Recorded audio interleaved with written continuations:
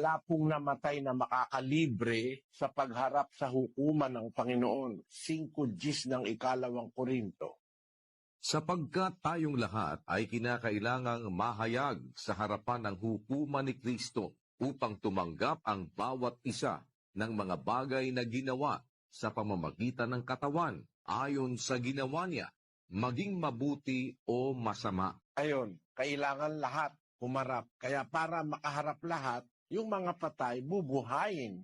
5:28 ng Juan. Huwag ninyong ipanggilalas ito, sapagkat dumarating ang oras na ang lahat ng nangasalibingan ay makaririnig ng kanyang tinig at magsisilabas. Ang mga nagsigawa ng mabuti ay sa pagkabuhay na mag-uli sa buhay, at ang mga nagsigawa ng masama ay sa pagkabuhay na mag-uli sa paghatol. Ayon ang maliwanag, merong pagkabuhay na mag-uli.